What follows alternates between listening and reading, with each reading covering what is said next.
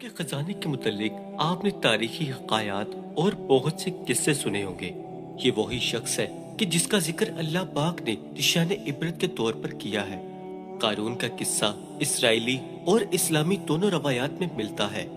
یہ بنی اسرائیل کا وہی امیر ترین شخص تھا کہ جس کے خزانے کی کنجیاں تقریباً 300 اونٹ اور کھچر اٹھایا کرتے تھے، اور ہر کنجی چمڑے کی ہوا کرتی تھی جو کہ ایک خزانے کی چابی ہوا کرتی تھی۔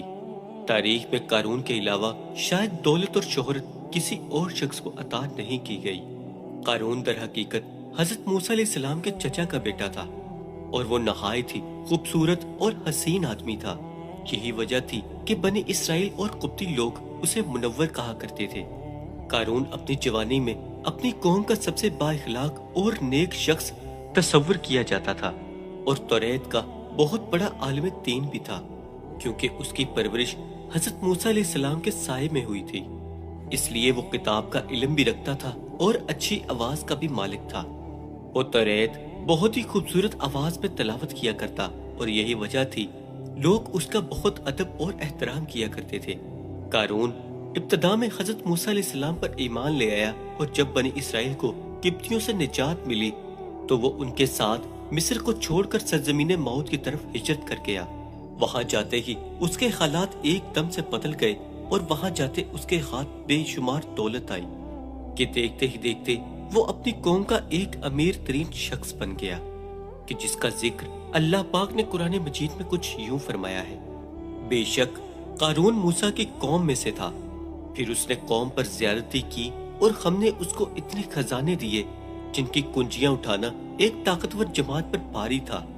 پھر ایک جگہ اور ارشاد فرمایا کہ جب اس کو اس کی قوم نے کہا اتراؤ نہیں، بے شک اللہ اترانے والوں کو پسند نہیں کرتا، اور جو مال تجھے اللہ نے دیا ہے اس کے ذریعے آخرت کا گھر طلب کر، دنیا سے اپنا حصہ نہ بھول، اور احسان کر کہ جس طرح اللہ نے تجھ پر احسان کیا، اور زمین پر فساد نہ کر، بے شک اللہ پاک فساد کرنے والوں کو پسند نہیں کرتا۔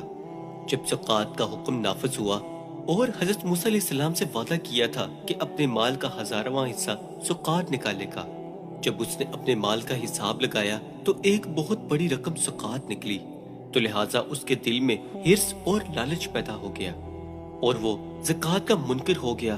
اس نے ایک گندی چال چلی، اس نے بنی اسرائیل میں جو ایک گروہ اس کے حمایتی تھے جمع کیا، اور اس گروہ سے کہنے لگا: اے بنی اسرائیل، موسیٰ نے ہم لوگوں کو بہت سے امور کا حکم دیا کہ جس پر تم لوگوں نے اس کی پیروی کی، اب وہ تم سے تمہارا مال بھی لینا چاہتا ہے۔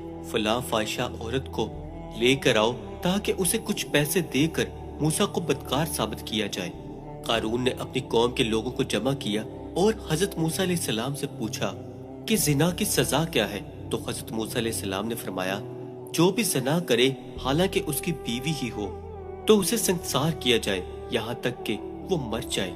تو قارون حضرت موسیٰ علیہ السلام سے کہنے لگا: حتیٰ کہ یہ کام آپ نے انجام دیا ہو تو بھی؟ تو حضرت موسیٰ علیہ السلام فرمانے لگے: ہاں، حتیٰ کہ یہ کام میں بھی انجام دوں تو میرے لیے بھی یہی حکم ہے۔ تو قارون کہنے لگا کہ بنی اسرائیل یہ دعویٰ کرتے ہیں کہ آپ نے فلاں عورت سے فاحش عمل کیا ہے اور اس سے زنا کیا ہے۔ تو حضرت موسیٰ علیہ السلام نے فرمایا: اس عورت کو میرے سامنے لاؤ۔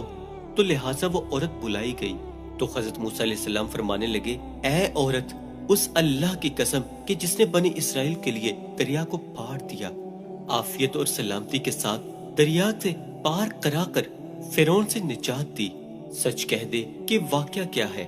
حضرت موسیٰ علیہ السلام کے جاہ و جلال سے وہ عورت کانپنے لگی، اور اس نے تمام بھرے مجمع میں یہ کہہ دیا کہ اے اللہ کے نبی، مجھ کو قارون نے کثیر دولت دے کر آپ پر بہتان لگانے کا کہا ہے۔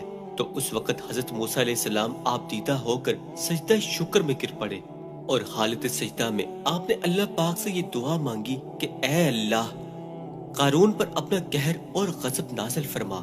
لہٰذا وہ لوگ جو قارون کے ساتھ تھے وہ اس سے جدا ہو گئے۔ تو حضرت موسیٰ علیہ السلام نے اللہ کے حکم سے زمین کو یہ حکم دیا، تو زمین پھٹ پڑی، اور قارون اور اس کے پیروکار اس زمین میں دھنسنے لگے، اور دیکھتے ہی دیکھتے قارون، اس کا مکان اور خزانہ اس زمین میں دھنس گیا۔ اور جب یہ لوگ زمین میں دھنس گئے تو اس زمین کا شگاف دوبارہ بند ہو گیا۔ قارون کی اس دولت کے متعلق بہت سی تاریخی روایات نقل کی گئی ہیں اور تا قیامت قارون اور اس کا خزانہ تمام تر قوموں کے لیے نشان عبرت بنا رہے گا۔